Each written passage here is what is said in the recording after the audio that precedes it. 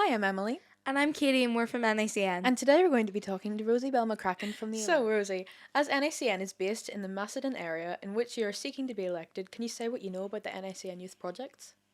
So in the last few weeks, I was offered down to obviously the facilities that you have at the Diamond by D Kirk's, and I was walked around and seen like a whole collective of range of like arts and performance that you have.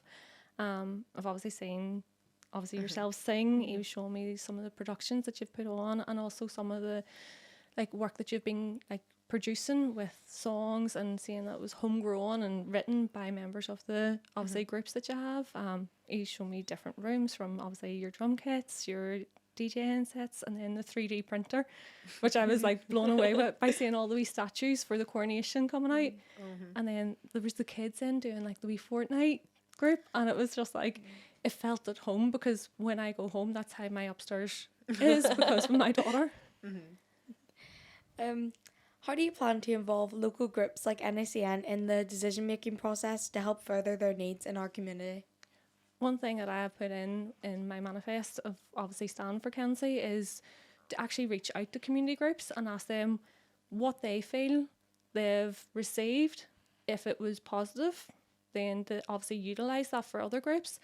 And then if it was negative, to find out what the impact of that was on that group. I know myself, working within a community group locally, there's certain positivities that can actually embrace other groups, no matter what sort of range it is. But then the negativities also has been a massive impact on us. So it's kind of way building each other to grow so that the community can come together and utilise it. One of the projects I work on is Row and Row, and we are actually campaigning and trying to work on a outdoor like platform where there can be performing arts, where there can be band competitions, where there can be a gathering. So if you are doing training, it's a beautiful day. If there's nobody else using it, it means that you can even take down the wee ones to sing. But it's kind of way utilising the community as a whole and kind of way bringing community groups together. Okay. And do you feel that the arts are unrepresented in the area, and particularly in working class communities throughout the borough? I would actually go to say, even at a national level, it's really underrepresented. When you see production in arts and theatre and like obviously the lyric, it's obviously utilised to more of a middle class genre. There is certain projects that are coming forward that are catered towards the like working class community who would obviously feel inspired by it. But one I can speak of, known from my party, is obviously The Man Who Swallowed the Dictionary, which is obviously based on David Irvine's, and that's actually been postponed yet again, even though there was a high ticket sales. It hasn't been put out why it was postponed, and it was actually a big shock to the community to see that being removed when it had such a high interest across all communities. I think there needs to be more shows and more kind of like open views from working class communities, because it gives people an opportunity to thrive and to see it, and also to grow themselves and have that opportunity where if they see it, they might actually want to join and have that career. Did you see any of the two shows of Into the Woods that were performed by the Senior Academy in Balliol Courtyard Theatre? And will you be supporting any of the two shows of Matilda that will also be in Balliol at the end of June? I have to apologise for missing the recent ones, and I'll be really honest, I had left it very short with my election campaign with my other work roles. So I have focused on campaigning. That's on myself as a negative. But the June, I will have a ticket, and I will hopefully see all the wee singers and so on. All right, and would you stand in the corner of the community or the council whenever it comes to providing the right facilities that are fit for purpose? That is something I've already challenged. So I work on a partnership group which is called Recap. It's myself, DUP. There's other community groups, and there was other people who were facilitators for different other groups within the community. We obviously talked about different projects and different schemes that were coming up.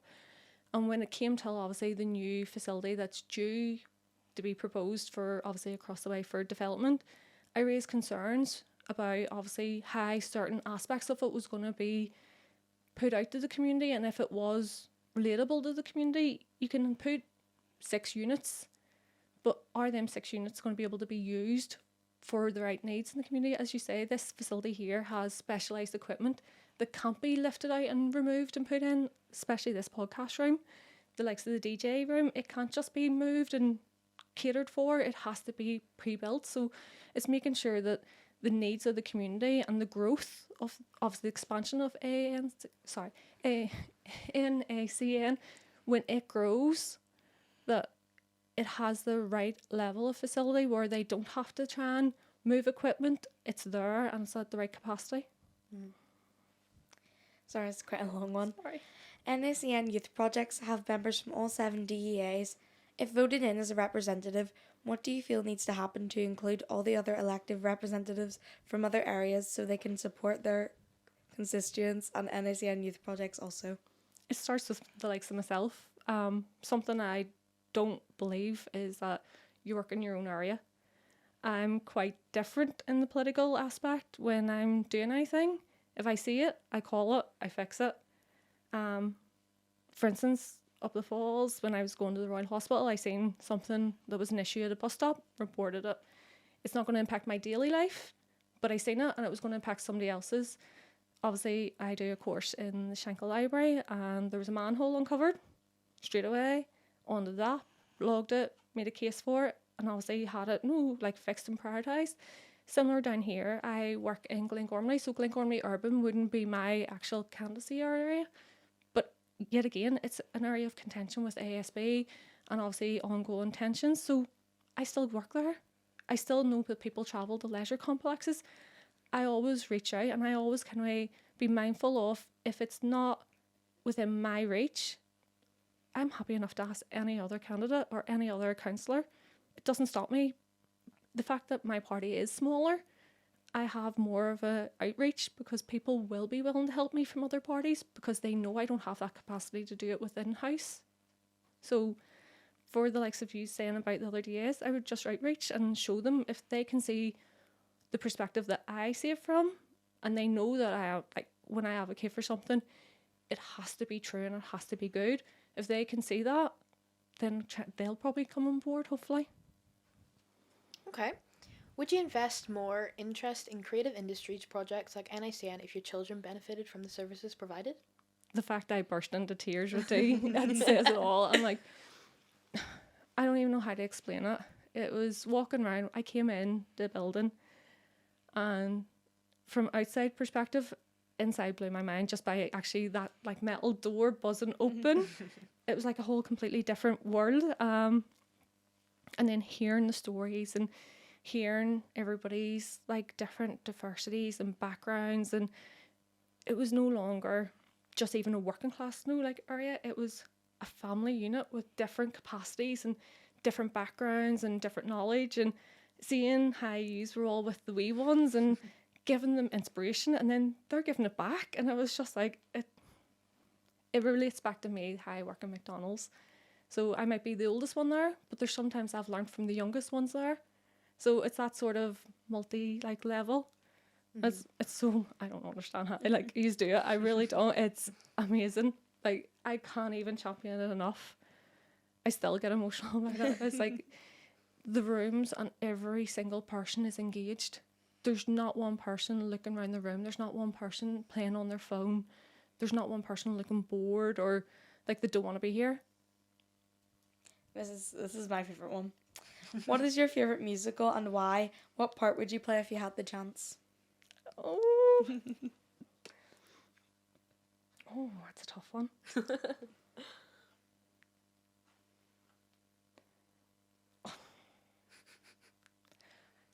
I say if I could make a musical? Why not? If I could make a musical, it would be Hocus Pocus. Because obviously Bette Midler and the singing, and it's my favourite movie, sorry. And because there is songs in it, and I'm sorry, it's still, if you see my Crocs, I've got my I've got my Hocus Pocus on it. I've got my wedding present for my husband was a Hocus Pocus statue, because they're my favourite, because they're singing witches. So I and obviously with you playing the witch in the play, and you said about you making kids cry, I'm maybe there's a resonation between the two of us. Okay, bear with me, this one's a wee bit long. Okay. Would you support a programme that would allow NACN to oversee a project that would involve utilising the asset Balliol Courtyard Theatre that currently duplicates what is going on in the Premier Theatre at the Mill? Yeah, it's there to be used. It should be used, and the work that you've put on is the higher quality of some production companies that have millions of pounds being pumped into them on a regular basis, and yous are doing that with very small pockets of funding. And it's not that you're, as you said, yous are providing a positive for kids who are behaving well, for kids who are staying out of trouble, or who are being obviously kept away in rooms because that's their life. This is bringing them out, and that room should be there for you for to perform. And it's not even that there, it's community that gives somebody kind of a way out. And like as you were saying about shows for the lonely, like bringing people out, that can be a different engagement. We know that mental health is a big issue locally, and having that sort of perspective where kids can come together, where they can share their thoughts and views, they can actually perform, and that can benefit down the line. So that person who has that nobody in the house to compliment with or talk can come in and have that brightened up day, and actually maybe make somebody that is a friend or somebody that's an associate where they can then meet up the next time you're performing. And it's like building bonds. Well, I think that's all our questions done, but thank you very much for being here and your time. No, thank you for asking me, because I'm so nervous. Thank you. Thank you very much.